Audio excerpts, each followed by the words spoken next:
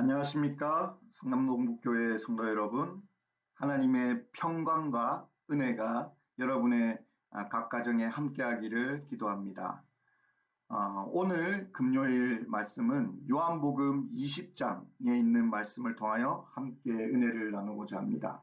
요한복음 20장은 예수님의 부활을 다룬 장입니다. 그래서 이 부활장을 보면서 부활의 신앙을 증명하는 삶이라는 제목을 통하여 함께 은혜를 나누고자 합니다. 먼저 요한복음 20장을 이제 사건 중심으로 쭉 제가 설명해 보도록 하겠습니다. 안식일이 지나고 예수님이 있는 무덤에 막달라 마리아가 찾아옵니다. 그런데 이게 웬일입니까? 무덤에 돌이 옮겨져 있는 것이죠. 유대 지방의 무덤은 시신을 세마포에 사서 무덤에 안치하고 돌로 무덤을 막는 방식이었습니다. 그런데 예수님의 무덤에 돌이 옮겨져 있는 것이죠. 요한복음 1장은 막달라 마리아가 무덤에 와서 돌이 무덤에서 옮겨진 것을 봤다라고 이야기하고 있습니다. 막달라 마리아는 예수님의 무덤이 비어 있는 것을 본 것이죠. 예수님의 무덤이 비어 있다는 것은 역설적으로 무엇을 의미합니까? 예수님이 살아나셨다는 것을 의미하지 않습니까? 처음 그것을 발견한 막달라 마리아는 예수님이 살아나셨다는 것을 믿지 못했습니다. 그까지 생각이 미치지를 못한 것이죠. 그리고 시신을 도둑 맞았다고 생각을 했죠. 그래서 베드로와 요한에게 알립니다.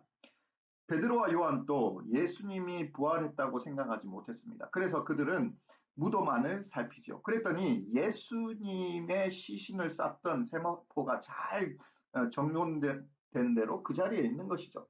그러나 그들은 인간의 사고에 갇혀서 예수님이 다시 살아나셨다는 것을 깨닫지 못했습니다. 요한복음 20장 9절은 그들이 성경에 그가 죽은 자 가운데서 다시 살아나야 하리라 하신 말씀을 아직 알지 못했다, 깨닫지 못했다라고 기록하고 있습니다. 예수님의 제자들은 집으로 돌아가고 막달라 마리아는 다시 무덤 밖에서 울면서 무덤을 살핍니다. 그때 막달라 마리아는 천사를 만나게 되고 예수님을 만나게 됩니다. 부활하신 예수님을 만나게 된 것이죠. 그리고 부활하신 예수님은 제자들에게 나타나셨으나 그곳에 참 공교롭게도 도마가 없었습니다. 그래서 도마는 제자들에게 이런 말을 하죠.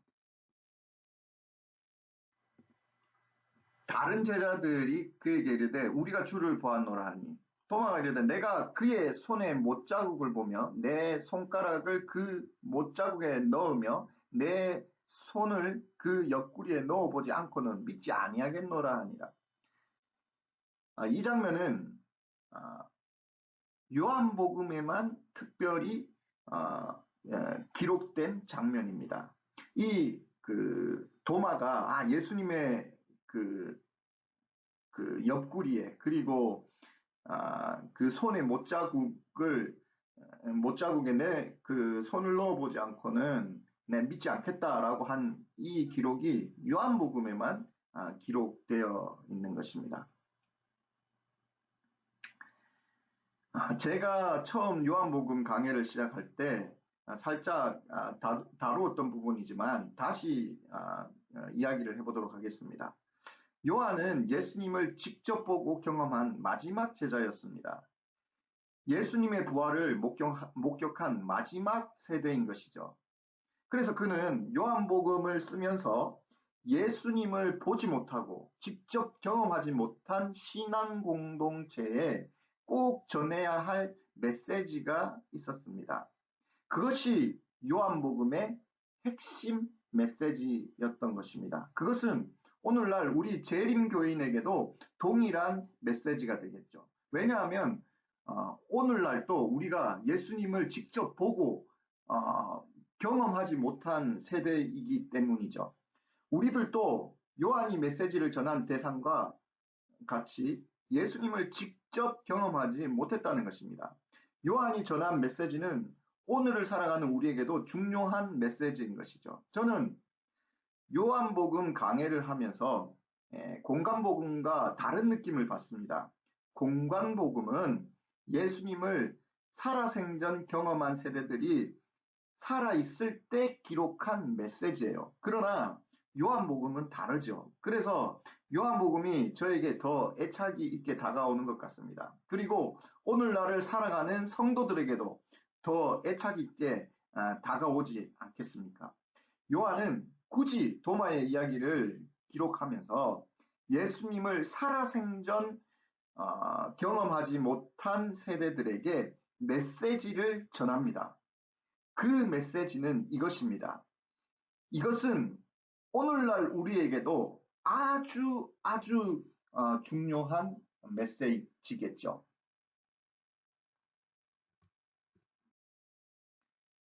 도마에게 이르되 내 손가락을 이리 내밀어 내 손을 보고 내 손을 밀어서 내 옆구리에 넣어보라.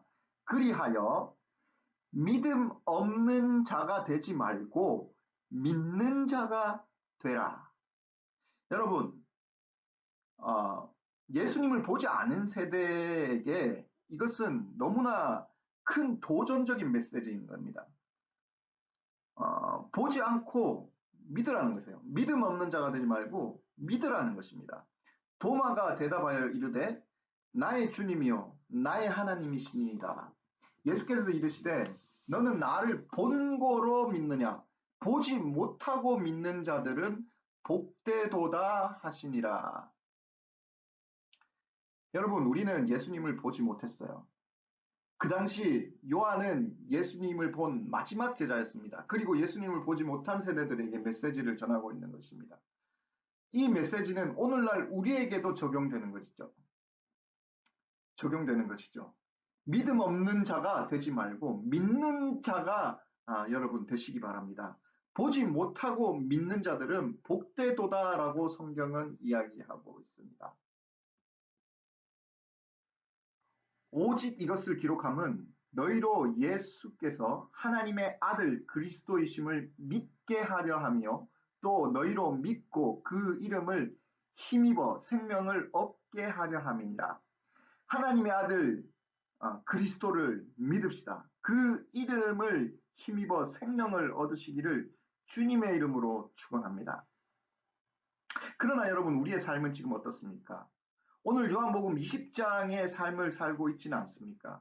우리는 예수님의 빈 무덤을 보는 삶이죠.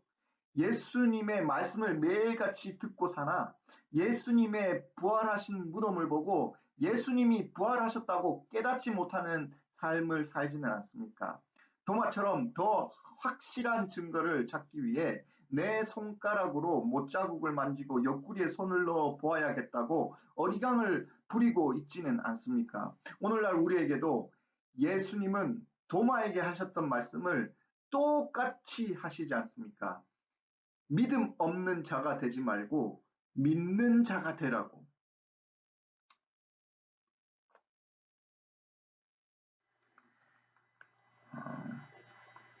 제가 이제 학생들을 인솔하여 그 유럽에 있는 로마에 방문할 기회가 있었습니다. 꼭 찾아가고 싶은 곳이 로마에 있었는데요. 그것이 여러분이 지금 사진으로 보고 있는 카타콤이었습니다. 믿음의 선조들이 어떤 신앙을 가졌는지 눈으로 직접 확인해 보고 싶었습니다.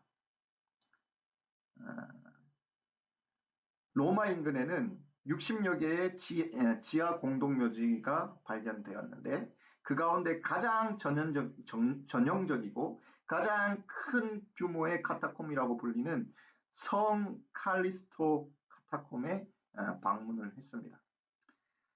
카타콤을 들어가려면 가이드가 있어야 합니다. 왜냐하면 이 카타콤만 해도 깊이가 20m 지하에 길이가 20km 정도 되기 때문에 지하에 내려가서 길을 잃기 십상입니다. 이런 카타콤이 이렇게 그 로마 외곽에 이렇게 서로 연장되면서 연결이 되어 있는데 그 길이가 약 900km 정도가 된다고 합니다. 30여 년 동안 600만여 구의 시신이 매장되었다고 하지요. 어릴 때부터 믿음의 선조들은 지하 카타콤에서 신앙을 지켰다는 이야기를 우리는 많이 들어왔습니다. 그래서 도대체 카타콤이란 어떤 곳일까 하는 궁금증이 많았습니다. 카타콤베라고 이야기를 하죠. 근데 이 카타콤베라는 말 자체가 무덤이라는 뜻인데 믿음의 선조들은 로마 황제의 핍박을 피하여 이 지하 동굴에서 생활을 했다라고 우리는 잘 알고 있습니다. 사도 바울의 영감에 그린 히브리서 11장 이 믿음의 장에는 이렇게 표현하고 있습니다. 돌로 치는 것과 톱으로 켜는 것과 시험과 칼에 죽은 것을 당하고 양과 염소의 가죽을 입고 유리하여 궁핍과 환난과 학대를 받았으니 이런 사람은 세상이 감당치 못하더라. 저희가 광야와 산중과 암열과 토굴에 유리하였다라고 기록하죠. 그들은 이런 토굴과 같은 곳에서 믿음을 지켰던 것입니다. AD 313년 그 밀라노 칙령이 있을 때까지, 즉 종교 자유가 선포되기까지 그리스도인들은 곳곳에 흩어져 지하 동굴에서 혹은 여러 곳에 피난처를 삼고 숨어서 신앙을 지켰다는 것이죠. 제가 이 지하로 들어가는데 감회가 새로웠습니다. 지하 통로를 지날 때마다 마음이 저려오기 시작했습니다. 왜냐하면 지하 통로 옆으로 사람이 들어갈 수 있는, 즉 시신이 들어갈 수 있는 관이 층층이 파져 있었습니다. 여러분이 지금 여기 슬라이드에서 보시는 것과 같이 옆에 이렇게 파여져 있는 것들이 무덤입니다. 관이죠, 관. 몇 층이 되는지 모르겠지만 대략 5개에서 6개의 시신이 들어갈 수 있는 관이었습니다. 사람이 죽으면 그 파여진 곳에 이렇게 안장을 하는 것입니다. 통로 옆에 층으로 시신이 즐비해 있는 것이죠.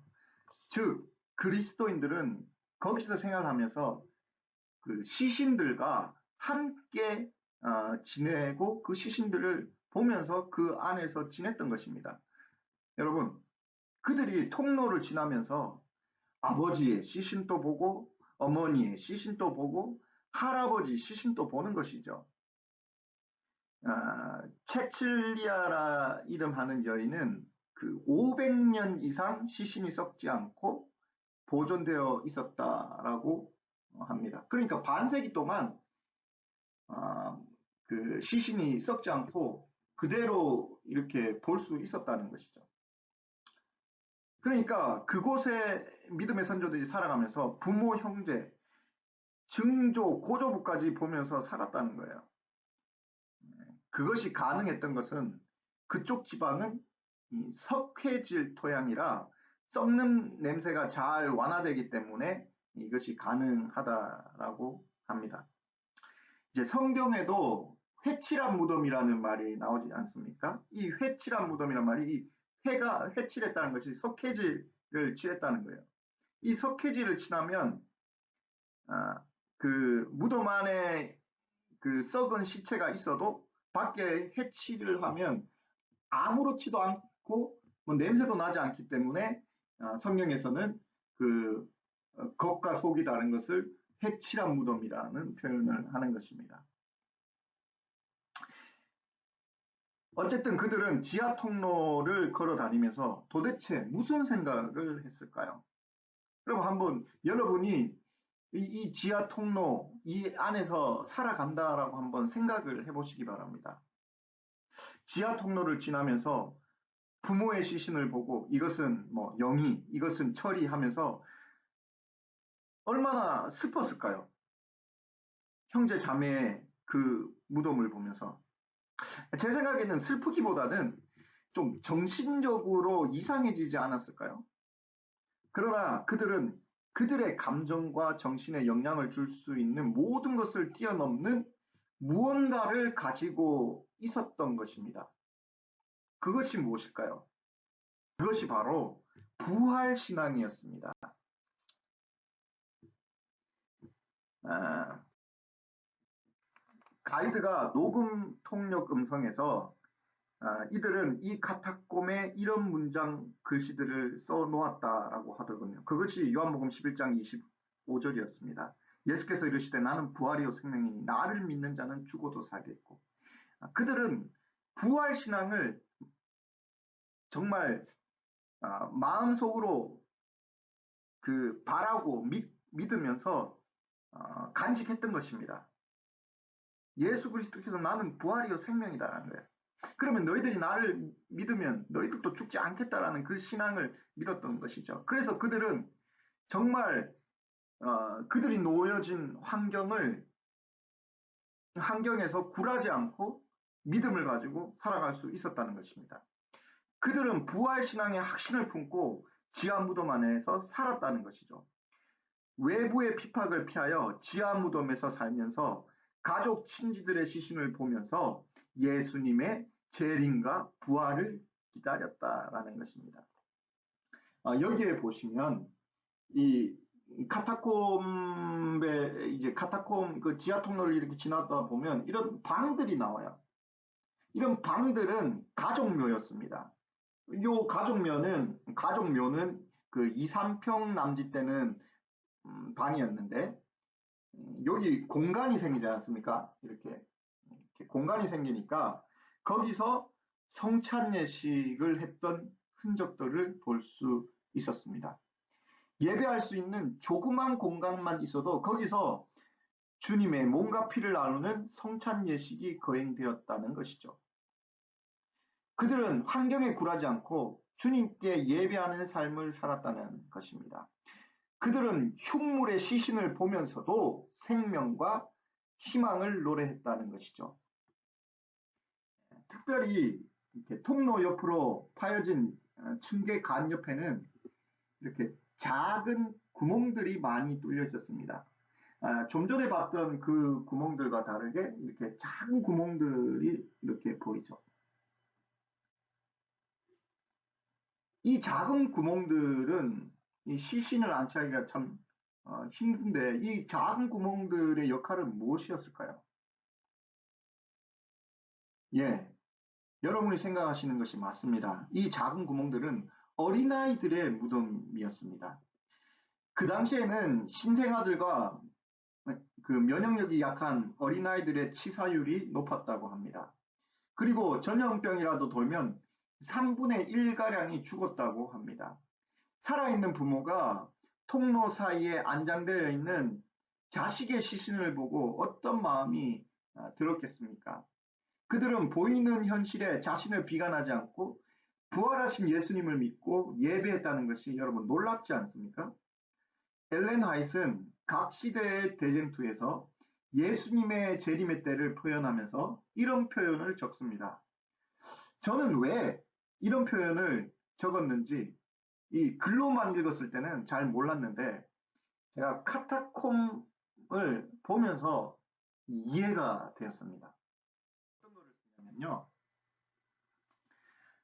어린아이들은 천사들에 의하여 어머니들의 팔에 안긴다.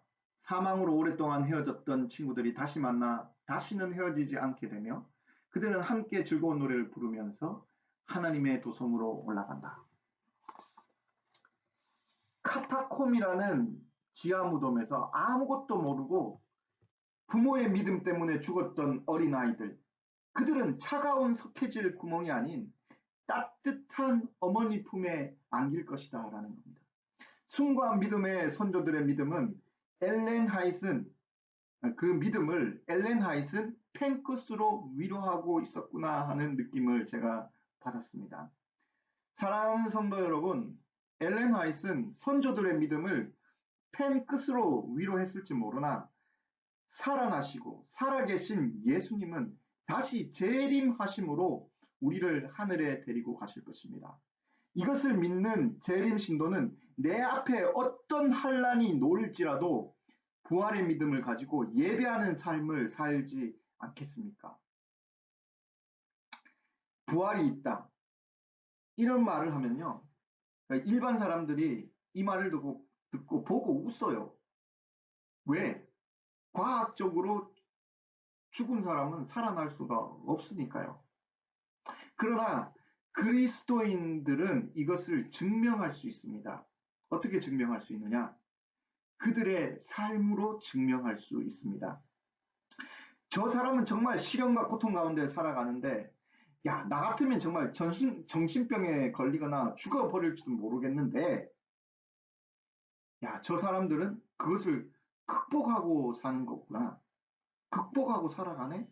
그 삶을 극복하는 그런 삶은 가히 부활을 증명하는 삶이 아니겠습니까? 우리의 믿음의 선배들이 그렇게 카타콤에서 부활을 증명하는 삶을 살았던 것입니다.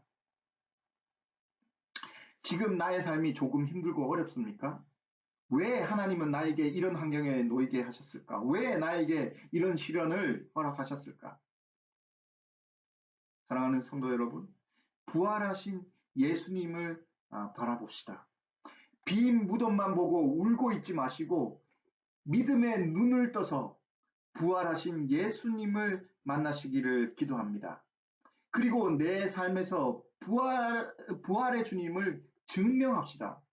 그것은 어떤 환경 가운데서도 그 환경이 정말 괴롭고 어렵고 정말 개떡 같을지라도 일반적으로 상식적으로 이해할 수 없는 환경에 놓였을지라도 거기서 주님을 예배하고 기뻐하는 신앙이 정말 참된 부활의 신앙이며 믿음의 신앙이 아닐까요?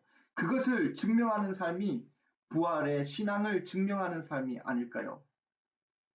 어두운 카타콤 속에서 예수 그리스도의 부활을 믿고 그분을 찬양하고 예배했던 믿음의 선조들의 그 믿음이 다시 우리 마음 가운데 숨쉬기를 기도합니다. 제가 요한복음 20장에서 좋아하는 구절이 있습니다. 이 절을 소개하면서 제가 말씀을 줄이겠습니다.